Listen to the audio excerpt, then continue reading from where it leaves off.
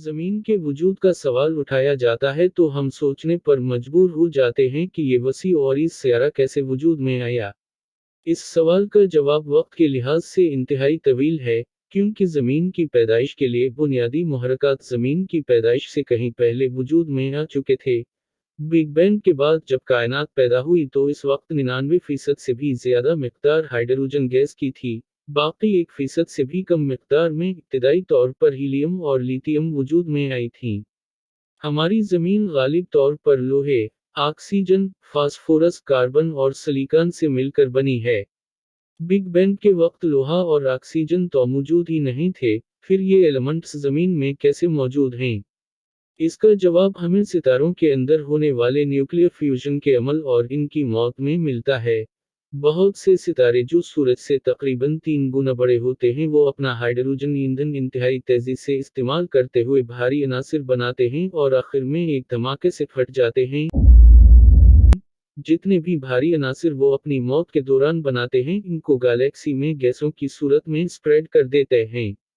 Hydrogen, helium और lithium के अलावा तमाम एलिमेंट्स इस अमल के दौरान बनते हैं। ज़मीन के वजूद से कहीं पहले कुछ सितारे थे, जो अपना न्यूक्लियर फ्यूजन का ताबकार अमल करते रहे और आखिरकार अपनी मौत के वक्त लोहा, ऑक्सीजन और दूसरे एलिमेंट्स मिल्की वे गैलेक्सी में फैला गए।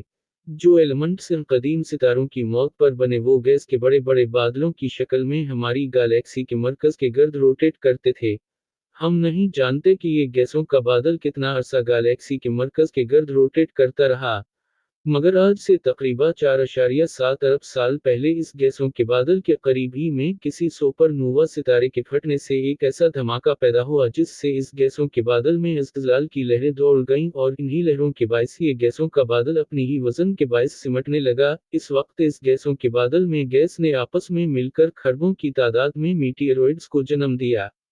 ये मीटियरॉइड्स इस गैसों के बादल में हाइड्रोजन और दूसरी हल्की गैसों के अलावा पाए जाने वाले एलिमेंट्स के मिलने से बने, मगर इस गैसों के बादल के मरकज़ पर मौजूद गैस अंदर की जानिब गिरने से सूरज की पैदाइश हुई। मगर दूसरे ऐसे मराकज़ जहां पर गैस गिरी वहां हमारे बड़े गैसी सैयारों यानी जुपिटर, सैटर्न और नेपट्यून का जन्म हुआ। ये हमारे निज़ाम शमसी का बैरूनी हिस्सा है। मगर सूरज अपनी पैदाइश के दौरान रेडिएशंस खारिज करके अपने करीब में सब्सटेंसेस की सफाई करने लगा, यानी करीब में पाई जाने वाली हाइड्रोजन गैस या तो सूरज ने खुद जज़ब कर ली या फिर इसको अपने इब्तिदाई दिनों में इंतहाई ताकतवर रेडिएशन खारिज करके अपने से दूर धकेल दिया जिसके बायस ये गैस जाकर जुपिटर के मदार तक पहुंच गई। मगर दूसरी जानिब पथरीले मीटियरॉइड्स जो निज़ाम शमसी की पैदाइश के अमल के दौरान पैदा हुए थे सूरज से खारिज होने वाली रेडिएशन के बावजूद सूरज से करीब यानी अंदरूनी निज़ाम शमसी में मौजूद रहे। इस वक्त अंदरूनी निज़ाम शमसी यानी हमारे निज़ाम शमसी का वो हिस्सा जो सूरज से सयारे मरीख तक है सूरज के गिर्द रोटेट करते हुए खरबों मीटियरॉइड्स की आमाजगाह थी। ये मीटियरॉइड्स अपने अपने मदारों में सूरज के गिर्द रोटेट कर रहे थे और एक दूसरे से टकराते रहते थे। ये नौमौजूद निज़ाम शमसी हमारे निज़ाम के मुकाबले में इंतहाई गैर मुस्तहकम था। कोई भी मीटियरॉइड अपनी असल हालत में नहीं रहता था। उसी दौरान कशिश शकल के बायस मुख्तलिफ हिस्सों में बड़े मीटियरॉइड्स ने छोटे मीटियरॉइड्स को ग्रेविटेशनल फोर्स के बायस खींचकर अपने अंदर शामिल करना शुरू कर दिया। उसी बायस निज़ाम शमसी में छोटे छोटे सैयारों जिनको प्लूटो प्लैनेट्स कहा जाता है का जन्म हुआ। इस दौरान हजारों की तादाद में सैयारे पैदा हुए मगर ये एक दूसरे के मदारों में मुदाखलत करते थे और एक दूसरे से टकराते थे, साथ ही ये मीटियरॉइड्स को भी अपनी तरफ खींचते रहते थे।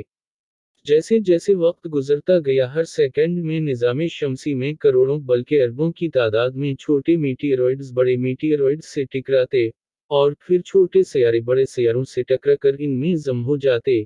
इस वक्त निज़ाम शमसी में पाए जाने वाले तमाम भी सैयारे जलती हुई पत्थर की गेंदों की तरह थे। ये अपने एलिफ रेदाल गाफ रेदाल के मटीरियल को खींचकर अपने अंदर शामिल कर रहे थे और हर बार जब ये किसी मीटियरॉइड्स को अपने अंदर शामिल करते तो टकराव के बायस दर्जा हरारत कदर बढ़ जाता कि पूरे के पूरे सैयारे आग की लपेट में आ जाते। ये अमल करोड़ों साल तक चलता रहा। حتیٰ کہ سورج سے باہر جاتے ہوئے دائروں میں چھوٹے سیاروں کے ملاپ سے 4 بڑے سیارے یعنی زمین، عطارد، وینس اور مارس بن گئے، مگر ان کے علاوہ ابھی بھی اندرونی نظام شمسی میں بہت سے چھوٹے چھوٹے سیارے اور میٹیروئڈز موجود تھے جو ان سیاروں سے مسلسل ٹکرا رہے تھے۔ ہمارے 4 سیارے اپنے بڑے حجم کے باعث ان باقی چھوٹے سیاروں سے کہیں زیادہ گریویٹیشنل فورس رکھتے تھے، جس کے باعث جب چھوٹے سیارے ان سے ٹکراتے تو وہ ان سیاروں میں ضم ہو کر بڑے سیاروں کے مٹیریل اور حجم میں اضافہ کرتے جاتے۔ آنے والے کروڑوں سالوں تک یہی عمل چلتا رہا حتیٰ کہ یہ 4 سیارے اپنے ارد گرد میٹیروئڈز کو گریویٹیشنل فورس سے کھینچ کر اپنے اندر ضم کرتے رہے۔ ایسا ہونے سے اندرونی نظام شمسی کا انوائرمنٹ صاف ہو گیا۔ یہی عمل بیرونی نظام شمسی میں بھی ہوا۔ گیسوں کو سورج سے ابتدائی دور میں خارج ہونے والی ریڈیشنز نے پرے دھکیل دیا، باقی کا مٹیریل اور گیسیں سیاروں نے اپنے اندر جذب کر لیں، اس طرح سے نظام شمسی ایک شفاف جگہ بن گئی۔ اسی عمل کے دوران سورج سے تیسری دوری پر ہماری زمین کا جنم ہوا۔ اس وقت زمین پگھلے ہوئے پتھروں سے بنی ہوئی ایک گیند تھی۔ اس کی سطح پر ٹھوس پتھروں کے بجائے لاوے کا ایک سمندر موجود تھا۔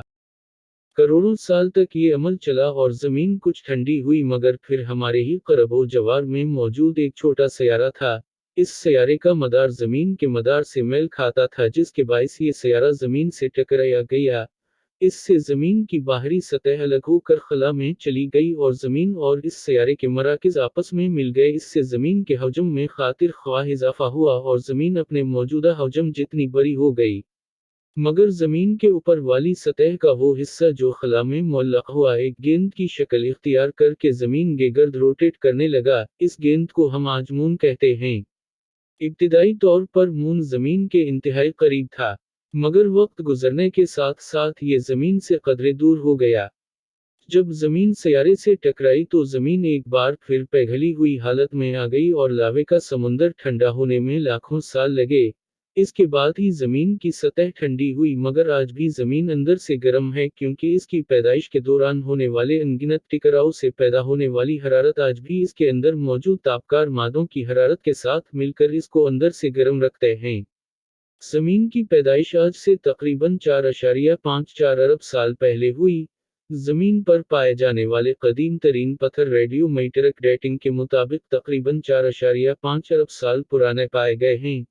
ساتھ ہی مختلف میٹیروئڈز کی ریڈیو میٹرک ڈیٹنگ کے ذریعے ان کی عمر تقریباً 4.6 ارب سال پائی گئی ہے۔ ہماری زمین اتنی پیچیدہ ہے کہ اسے بننے میں اربوں سال لگے۔ بے شک یہ زمین و آسمان اللہ تعالیٰ نے بنائے ہیں۔